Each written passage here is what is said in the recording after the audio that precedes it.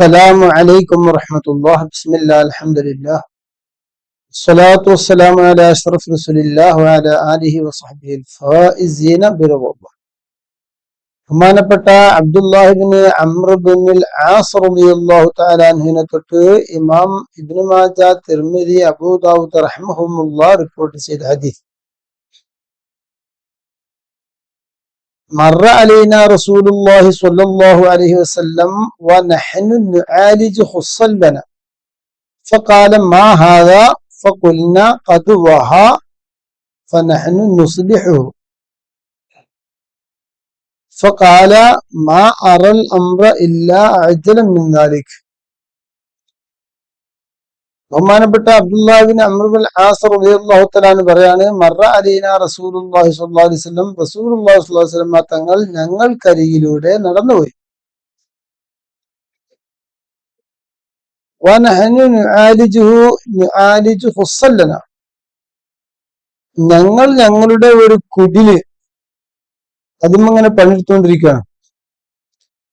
അവസരത്തിലാണ് റസൂലുള്ളാഹി സ്വല്ലല്ലാഹു അലൈഹി വസല്ലം പോയത്. ഫഖാല, അപ്പോൾ റസൂലുള്ളാഹി സ്വല്ലല്ലാഹു അലൈഹി വസല്ലം തങ്ങൾ ചോദിച്ചു, മാ ഹാദാ, ഇതെന്താണ്?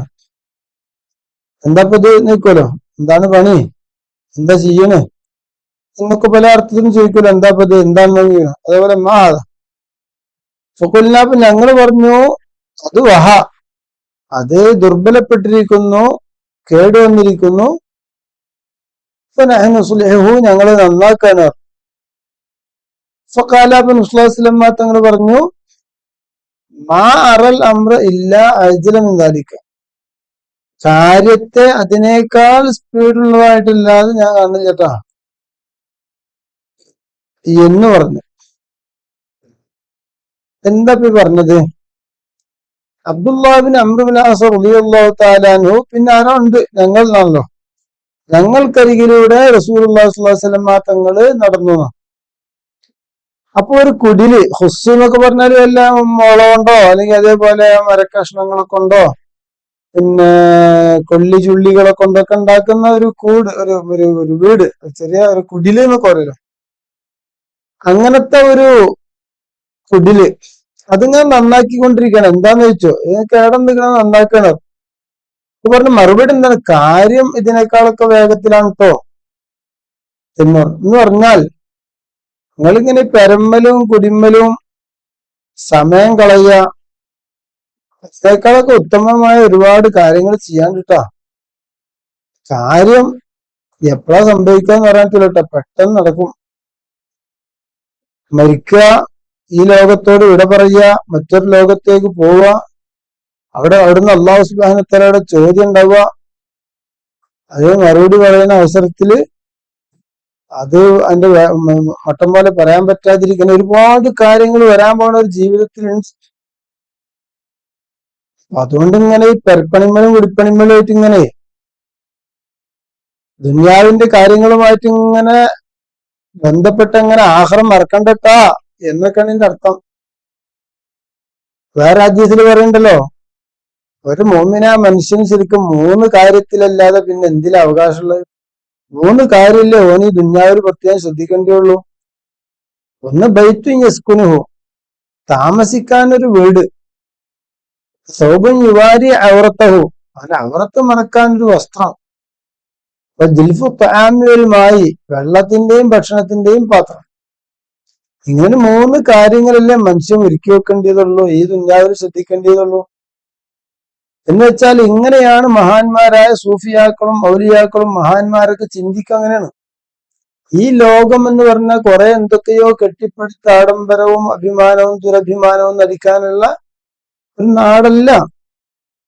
ഇവിടെ നിങ്ങൾക്ക് താമസിക്കാനൊരു വീട്, ആഡംബരത്തിനൊരു വീടല്ല, താമസിക്കാനൊരു വീട്, ഔറത്ത് മറക്കാനൊരു വസ്ത്രം. വസ്ത്രം കൊണ്ട് വലിയ വലിയ ആളായിട്ട് ഇങ്ങനെ അതിന്റെ ഒരു വിലയും വസ്ത്രത്തിന്റെ വിലയും നിലവാരമൊക്കെ പാടെ നോക്കിയിട്ട് ആൾക്കാരുടെ ഒക്കെ ഒരു വ്യതിരിക്തനായിട്ട് വേറിട്ട് ഇങ്ങനെ ഒരു വെൽപ്പത്രം കാട്ടി നടക്കാനല്ല വസ്ത്രം, ഔറത്ത് മറക്കാൻ വസ്ത്രം. പിന്നെ എന്താ? മനുഷ്യനാണ്, ഭക്ഷണം കഴിക്കണം. ഭക്ഷണം, വസ്ത്രം, വീട് എന്നല്ല പറയാം. ഭക്ഷണം കഴിക്കണം. ഭക്ഷണം കഴിക്കണമെങ്കിൽ ഭക്ഷണം സൂക്ഷിച്ചേക്കാൻ പാത്രം വേണ്ടേ?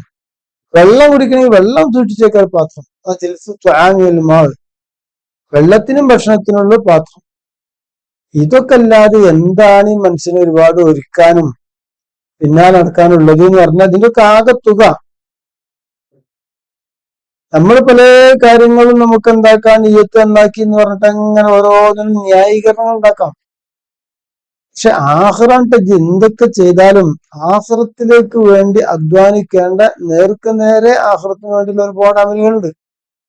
നിസ്കാരം, നോമ്പ്, ഹജ്ജ്, സക്കാത്ത് കൂടാതെ ഒരുപാട് സുന്നത്ത് നിസ്കാരങ്ങൾ, ഒരുപാട് ദിക്റുകൾ, പിന്നെ ചെയ്യുന്ന ഓരോ കാര്യങ്ങളും അള്ളാഹുവിന്റെ വജീന് വേണ്ടി മാത്രം ഉദ്ദേശിച്ചിട്ട് ഓരോ കാര്യങ്ങളും ചെയ്യുക. ഇങ്ങനെ ഒരുപാട് ഇബാദത്തുകൾ ഇങ്ങനെ ഓരോ മിനിറ്റിലും ഓരോ സെക്കൻഡിലും എന്തെങ്കിലും നല്ല കാര്യങ്ങൾ ഇബാദത്തുകൾ ഇങ്ങനെ ചെയ്തുകൊണ്ടിരിക്കുക. ദുനിയാവിന്റെ കാര്യങ്ങളുമായിട്ട് ഇങ്ങനെ വല്ലാതെ ഇങ്ങനെ ചുറ്റിപ്പറ്റി നടക്കണത് ഒഴിവായിക്കാലേ കാര്യമൊക്കെ പെട്ടെന്ന് സംഭവിക്കൂലെന്നർത്ഥം. അല്ലാഹു സുബ്ഹാനഹു വ തആല നമുക്കൊക്കെ ഈ ദുനിയാവിന്റെ ഓരോ കാര്യങ്ങളുമായിട്ട് ഇങ്ങനെ ജീവിതം മുഴുവൻ വീട് എന്നാക്കുക, ഡ്രസ്സ് എന്നാക്കുക, വണ്ടി എടുക്കുക, വണ്ടിന്റെ ഫോം നോക്കുക, മാറ്റുക, ആഭരണം നന്നാക്കുക, ആഭരണം മാറ്റുക, ചെരുപ്പ് നോക്കുക, ചെരുപ്പ് മാറ്റുക, ഇങ്ങനെ ദുനിയാവിന്റെ കാര്യങ്ങളോ അതിന്റെ ഷോലുകളോ ആയിട്ട് ഇങ്ങനെ നടക്കുക എന്നുള്ളൊരു ശൈലി ഒഴിവാക്കി അതിനൊക്കെ അതിൻ്റെതായിരിക്കുന്ന ഒരു കുറഞ്ഞ സമയങ്ങൾ മാത്രം നീക്കി വെച്ച് അതാ സമയത്ത് മാത്രം ചെയ്തു തീർത്ത് ആഖിറത്തിലേക്ക് ഇബാദത്ത് കൂടുതൽ ചെയ്യാനുള്ള സമയങ്ങൾ ഉണ്ടാക്കുക. ചില സ്ത്രീകളൊക്കെ അടുക്കളയിലുണ്ട് ഇറങ്ങിയാൽ നേരം വെളുത്ത വൈകുന്നേരം വരെ അടുക്കളയിൽ തന്നെ ഓരോന്നായിട്ട് തുടച്ചു മിനുക്കി അങ്ങനെ വൈകുന്നേരം വരെ. ജീവിതം എന്ന് പറഞ്ഞാൽ ഇതാണ് ജീവിതം തോന്നുന്ന രീതിയിൽ. അതൊക്കെ അതിന്റെ സമയങ്ങളിൽ പെട്ടെന്ന് തീർക്കേണ്ടി പോലെ തീർത്ത് അതൊന്നും ഒഴിവാക്കണം എന്നല്ല, അതൊക്കെ ചെയ്യണം, വൃത്തി വേണം, കാര്യങ്ങളൊക്കെ വേണം. പക്ഷെ അതിങ്ങനെ ഒരുപാട് ടൈം എടുത്തിട്ട് ജീവിതം മുഴുവൻ അയിമ കളഞ്ഞ് പിന്നെ വേറെന്തേലും ചെയ്യാൻ സമയമുണ്ടോ? എപ്പോഴെങ്കിലും നല്ലറക്കാത്ത നിസ്കരിക്കും, ചിലപ്പോൾ ഓരോ അസറും കൂടി പോയിട്ട് നിസ്കരിക്കും, എന്തെങ്കിലും ദിക്ർ ചെല്ലെങ്കിൽ ചെല്ലും. ബാക്കിയുള്ള ടൈം മുഴുവൻ തന്നെ അടുക്കളയിലും അലക്കുന്നിടത്തും കുളിക്കുന്നിടത്തും ബാക്കിയുള്ള ദുനിയാവിനോട് ബന്ധപ്പെട്ട കാര്യങ്ങളിൽ. അല്ലാഹു സുബ്ഹാനഹു വ തആല നമുക്ക് എല്ലാവർക്കും ബോധം നൽകട്ടെ. അസ്സലാമു അലൈക്കും വറഹ്മത്തുള്ളാഹി.